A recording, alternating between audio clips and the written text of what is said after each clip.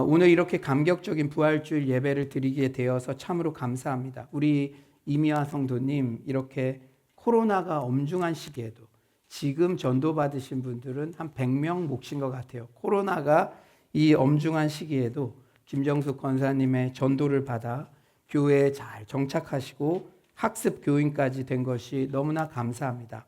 특히 지난 첫 신방 때 자신의 기도 제목을 솔직히 고백하시고 눈물로써 감격하던 그 모습이 지금도 눈에 선합니다.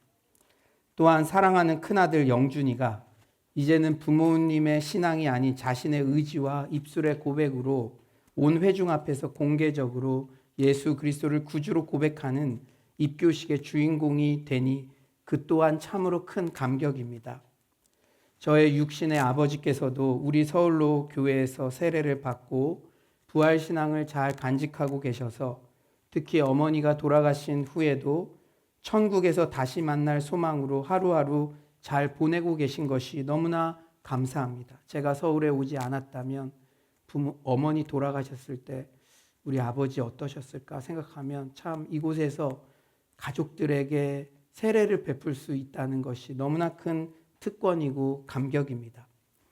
학습 세례 입교식이 이렇게 감격적인 이유는 예수님의 십자가 죽음과 부활의 의미를 집약적으로 상징하는 의식이기 때문입니다. 예수님께서 요단강에서 세례 받으신 것을 착안하여 저는 어렸을 때는 침례교단에서 성장했는데 저 미사리 조정경기장에서 전 세계 침례교 그 대회에서 저는 저 강에서 침례를 받았습니다. 그러니까 침례교단에서는 여전히 물 안에 완전히 잠겼다가 다시 일으켜 세움을 받지 않습니까? 그것은 바로 물 안에 잠길 때는, 잠기면 죽죠. 몇 분만 잠기면. 내가 예수님과 함께 십자가에서 나의 옛 자아는 완전히 죽고 물 밖에 다시 나올 때는 예수님과 함께 부활하여 다시 새 생명을 얻게 되었다는 의미입니다. 그리하여 우리는 예수님과 완전히 연합한 자가 되었다는 의미죠.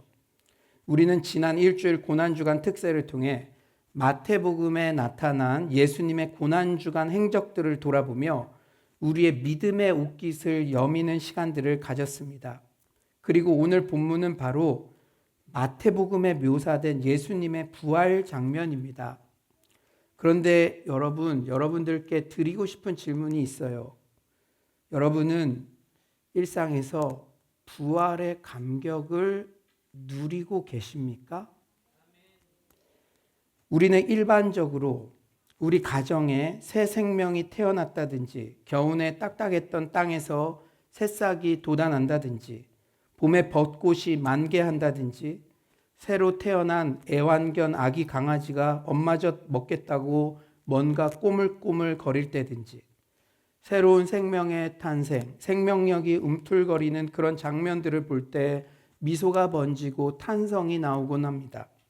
그런데 내가 그토록 사랑하는 우리 구주 예수님께서 십자가의 그 참혹한 고통 가운데 죽으셨다가 3일 만에 부활하셨습니다. 새끼 애완견 강아지 꼬물꼬물 거리는 것과는 차원이 다른 그런 일이 일어난 거예요. 그러므로 예수님 부활은 역사상 가장 찬란하고 위대한 새로운 탄생의 사건입니다. 그런데 너무나 애석하게도 오늘 본문에 죽음을 박차고 일어난 새로운 생명 탄생의 부활의 환희의 순간 전혀 그렇지 못한 반응을 보이는 자들이 등장합니다. 바로 예수님 곁을, 무덤 곁을 지키던 경비병들이에요. 우리 4절 한번 온라인으로 들으시는 분들도 다 같이 읽어볼까요? 4절입니다. 시작. 지키던 자들이 그를 무서워하여 떨며 죽은 사람과 같이 되었더라. 너무나 아이러니하지 않아요? 예수님은 죽었다가 살아나셨는데 역설적이게도 살아있던 경비병들은 거의 죽은 사람과 같이 되었습니다. 이 경비병들의 모습에서 2000년 전 예수님의 부활 사건이 현재 우리 각자의 삶에 어떤 감동과 기쁨을 주고 있는지, 우리의 일상에서 예수님의 부활은 과연 어떤 영향을 미치고 있는지, 혹시 도전과 감동을 주는 부활하신 예수님의 스토리 앞에서 우리는 혹 생기를 잃고 무감각하게 되지는 않았는지, 지금도 죽은 자들에게 생명을 주시고 싶어 하시는 하나님의 열심, 그 뜨거운 마음에 우리는 얼마나 기쁜 마음으로 반응하고 있는지, 오늘도 전도를 하는데 부활의 주님을 전하는데 죽어있는 영혼들이 그 전도지를 받고 다시 새 생명을 얻게 될 것을 기대하는 마음이 우리에게 얼마나 살아 숨쉬고 있는지 우리 자신을 진지하게 돌아보게 됩니다. 2023년 부활주일 예배를 드리며 우리 모두에게 무엇보다 먼저 회복되기를 원하는 두 가지 마음이 있어요. 그것은 첫째, 일상에서 부활의 신앙을 살아내려는 마음입니다. 일상에서. 예수님의 부활이 부활주일에만 우리가 리마인드 되는 것이 아니라 내가 아침에 일어날 때, 내가 직장을 갈 때, 공부를 할 때, 부모님을 오래간만에 봤을 때, 내가 별로 마음에 들지 않는 사람을 오늘 만나러 가야 될 때, 모든 상황 가운데, 일상 가운데 예수님의 그 부활신앙을 살아내려는 마음이 우리 안에 회복되길 간절히 축원합니다. 일상에서 부활의 감격을 누리는 것. 그렇다면 여러분들, 일상에서 부활신앙을 누린다는 것이 과연 무엇을 의미할까요? 일상에서 부활신앙을 누리는 것. 24시간 하하하하하 부활하셨으니까 그런 걸까요? 폴라 구더의 신작 부활의 의미라는 책에서는 이렇게 밝힙니다. 폴라 구더라는 그 여성 신학자는 정말 톰 라이트라는 신학의 거장 이유를 잇는다라고 불릴 정도로 제가 지난 그 대림절 기간에 나의 자아를 중심에 있게 하려는 것을 좀 주변부로 밀어내는 훈련, 그 중요한 인사이트를 받았던 작가라서 제가 지난 목요일에 구입해서 읽어보았습니다. 역시 부활의 의미라는 책에도 너무나 큰 인사이트가 있더라고요. 여러분 한번 잘 들어보세요.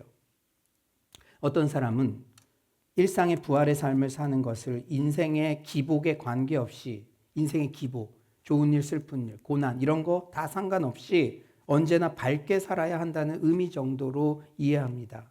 하지만 이러한 이해는 그리스도 안에서의 삶으로 인해 여러 가지 실제적인 고난을 겪고 또 자주 그 고난에 대해 이야기했던 신약 성경 저자들이 가진 이해와는 거리가 멉니다. 그냥 무조건적인 낙관주의, 이 세상에서 일어나는 고난을 애써 외면하는 것, 그게 아니라는 거죠. 부활의 삶의 진정한 의미는 우리가 반석 위에 발을 굳게 디디고 그리스도가 가져다 주시는 희망에 우리의 영혼을 단단히 고정시킨 채 고난의 시기를 맞이한다는 것입니다. 고난의 시기에 어떤 자세를 견지하느냐, 이게 일상의 부활신앙의 핵심이라는 거예요. 고난이 경감된다거나 다른 사람들처럼 고통을 느끼지 않게 된다는 뜻이 결코 아닙니다. 여기서 기독교 전통의 수많은 역설 중 하나가 나타나는데요. 바로 완전한 황폐함 옆에 영광이 있고 죽음의 고통 옆에 부활이 있다는 것입니다. 비록 이것들이 고통을 덜어주지는 못하지만 우리가 터벅터벅 포기하지 않고 앞으로 나아가는 데는 분명 도움을 줍니다. 이러한 진리는 우리가 손가락 끝으로만 겨우 붙잡게 될 수도 있고 정말 안 좋은 시기에는 완전히 잊어버릴 수도 있는 진리이지만 그럼에도 언제든 우리가 다시 받아들일 수 있습니다. 그 진리는 여전히 우리를 기다리고 있습니다. 부활을 믿는다는 것은 곧 죽음이 전부가 아니라는 것, 절망 너머에 희망이 있다는 것을 믿는 것입니다. 다시 말해 바울의 말처럼 삶이 우리에게 무엇을 내던지든 사망이나 생명이나 천사들이나 권세자들이나 현재일이나 장래일이나 능력이나 높음이나 기쁨이나 다른 어떤 피조물이라도 우리를 우리 주 그리스도 예수 안에 있는 하나님의 사랑에서 끊을 수 없다는 사실을 믿는 것을 말합니다. 사랑하는 여러분, 일상의 부활신앙을 살아간다는 것은 고난이 와도 고난이 없는 척하는 게 아니라, 크리스천의 삶은 고난에서 비껴간다는 것이 아니라, 고난이 왔을 때도 어떤 고난도 그리스도의 사랑, 하나님의 사랑에서 나를 끊을 수 없다는 것을 믿는 것, 그것이 일상의 부활의 그 감격으로 살아가는 부활신앙의 핵심인 줄 믿습니다. 다시 한번 말씀드리지만 부활신앙을 살아간다는 것이 365일 24시간 부활의 기운과 생명력이 충만하여 항상 샤방샤방한 구름 위를 걷는 듯한 삶을 영위한다는 의미가 결코 아닙니다. 우리는 어쩌면 인생 전체를 볼 때 고난 90%, 회복 10% 같은 고난의 긴 터널을 보내기도 해요. 주님도 때로는 울기도 하셨습니다.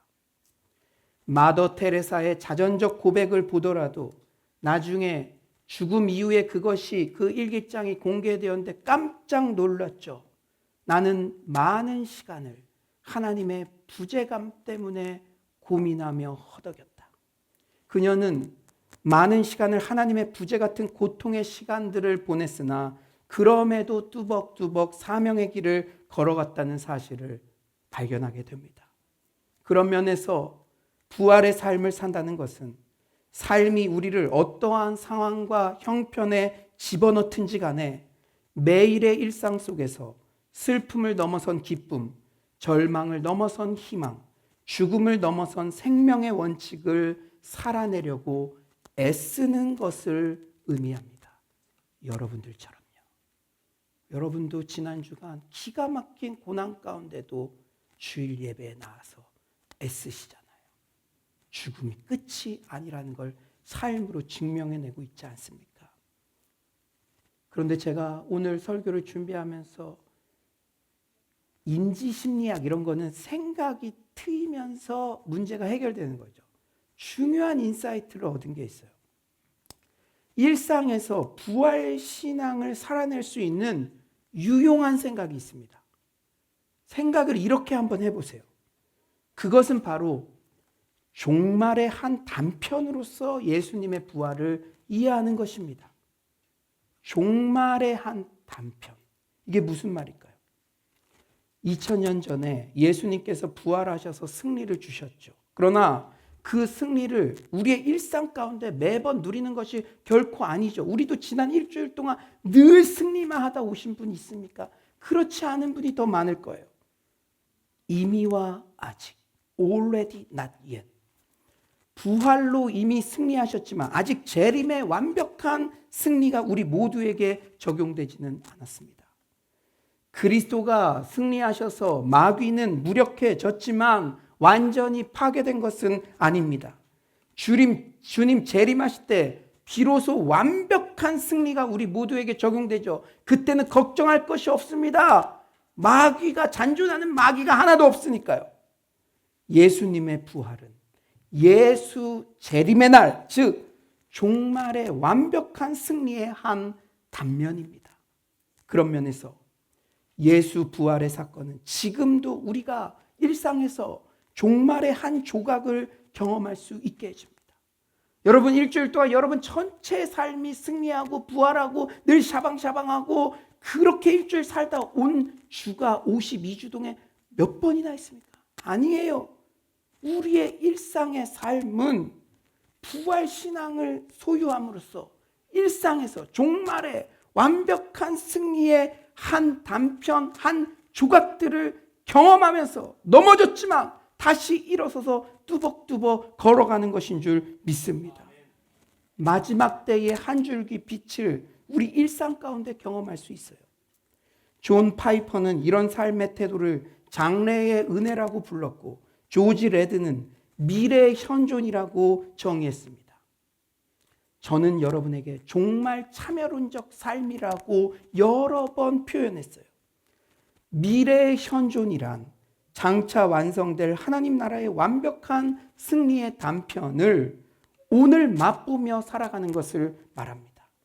이미 시작되었지만 아직 완성되지 않은 중간기를 살면서 우리에게 필요한 것은 완전한 변화, 완전한 능력, 영원한 승리가 아닙니다. 그것은 예수님께서 재림하실 때, 다시 오실 때 이루어질 것입니다.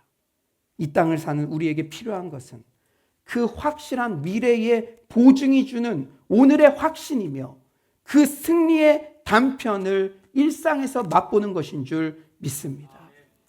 우리가 마치 한일전 승리한 경기 결과를 이미 다 알고 있을 때 스포츠 하이라이트를 보면 위기 때에도 쫄리지 않듯이 이미 재림의 완벽한 승리를 우리는 확신하기에 그 단편이 우리 일상 가운데 주어지더라도 뚜벅뚜벅 그 고난의 한가운데서도 걸어갈 수 있는 것이 일상의 부활을 누리는 것인 줄 믿습니다.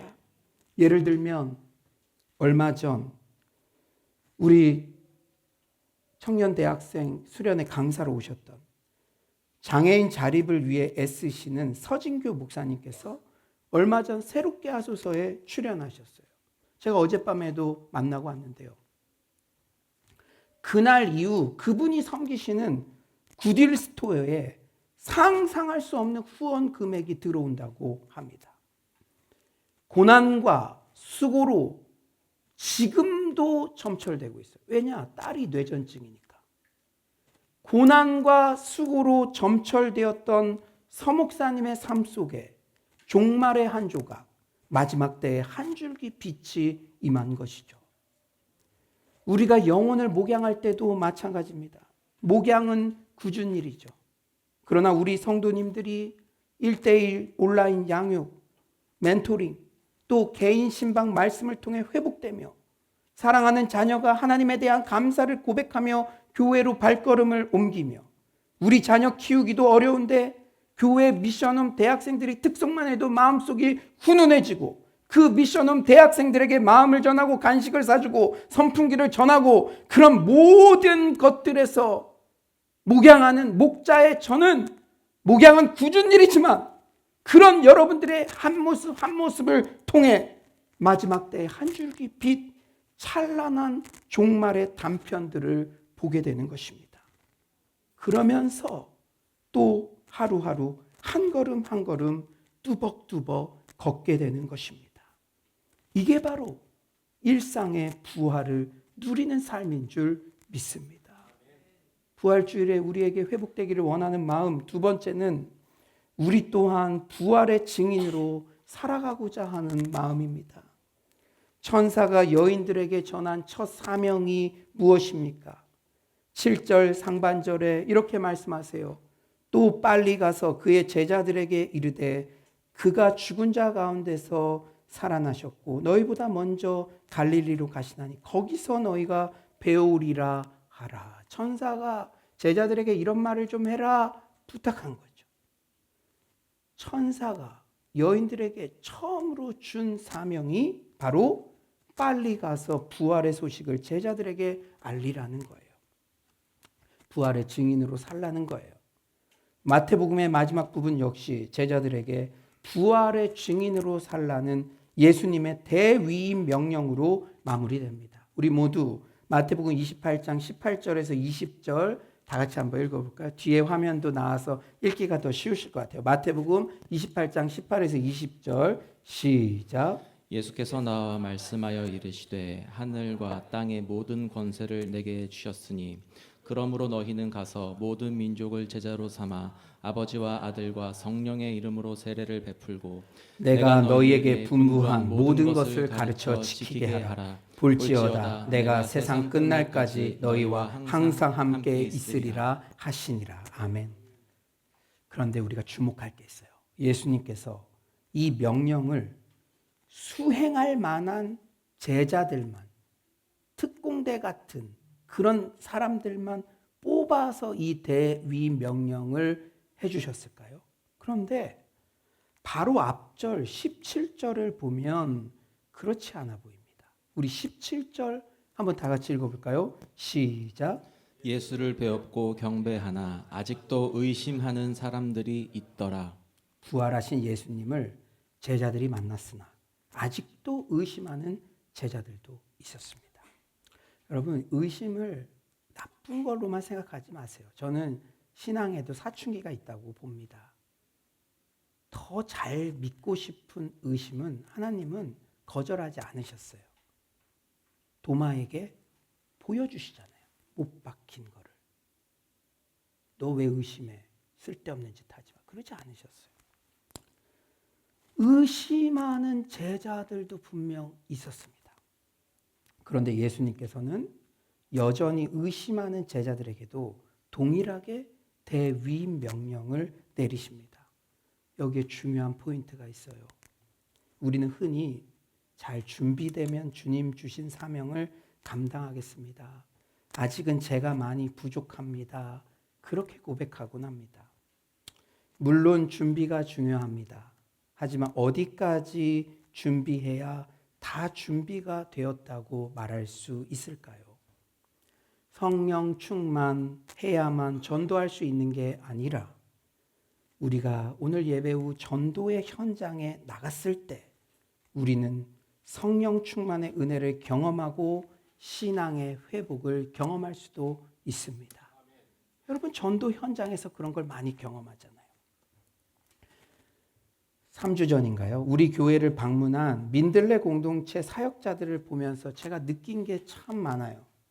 20여 년 전 대학생이었던 그들에게 복음이 들어갔고 그들은 핍박 때문에 한 곳에 머무를 수 없어 10여 개 지역에 3명씩 파송받아 교회를 세웠습니다. 그때 민들레 공동체라는 이름도 지어졌어요. 성령의 바람 따라 민들레 홀씨처럼 어느 지역에 가서도 강한 생명력으로 복음의 열매를 싹 틔우라는 비전을 담았습니다. 당시 이 친구들은 예수 믿은 지 5년 내외밖에 되지 않은 청년들이었어요. 그런데 그들이 이제 한 지역의 교회를 담당하는 담임 목사가 되었습니다. 어떤 친구는 이제 그 지역에 인정받는 목회자가 되어 주일날에도 3-4개 교회 순회 설교를 하기도 합니다. 그 친구들이 아마 오랜 시간 준비한다는 명목하에 흩어지지 않았다면 오늘날의 열매는 없었을 것입니다. 저는 그렇게 생각해요.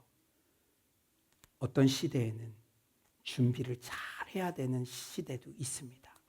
그런데 어떤 시대에는 액팅이 더 중요한 시대도 있습니다.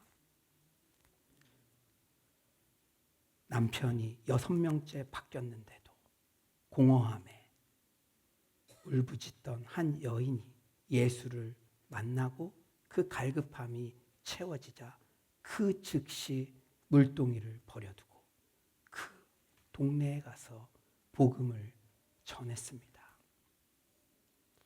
우리가 액팅이 강한 사람에게는 잘 준비하면서 너가 더 기도하고 말씀 보고 그런 훈련의 시간을 우리에게 요구한다면 5년이 훨씬 지났는데도 늘 준비에 머물러 있는 모습이 있다면 물동이를 버려두고 전도의 현장으로 나가라고 이 부활주일 아침에 우리에게 말씀하고 계신 줄 믿습니다.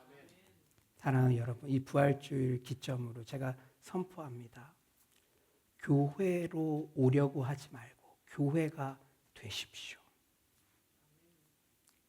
여러분이 이제 사업장을 구하든 이사를 가든 생각만이라도 이곳이 교회가 된다면 2-3 사람이 내 이름으로 모인 곳, 성도들이 모인 곳이 교회인데 그런 관점으로 선택을 하고 그런 관점으로 여러분의 인생을 바라본다면 2023년 부활주일을 기점으로 전혀 다른 신앙의 세계가 여러분에게 열릴 줄 믿습니다. 이제 말씀을 정리하겠어요. 아무쪼록 2023년 부활주일 일상에서 부활신앙을 살아내고 경험하는 그런 은혜가 부어지기를 소망합니다.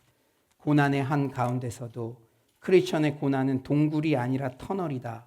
반드시 출구가 있다는 소망으로 무장하시기를 바랍니다. 크리스천의 죽음 곁에는 반드시 생명이 있습니다. 그런데 크리스천의 삶은 꽃길만 열리는 게 결코 아닙니다. 우리의 감정은 항상 생명의 기운, 부활의 구름 위를 걷는 게 결코 아닙니다. 죽음만큼 어려운 시간도 있다는 것이 우리의 실존입니다. 하지만 그 가운데도 우리에게 비춰주시는 마지막 때의 한 줄기 빛, 종말의 단편을 경험하며 오늘도 뚜벅뚜벅 부활의 증인으로서의 사명의 길을 걸어가시는 서울의 모든 성도님들 되시기를 간절히 축원합니다.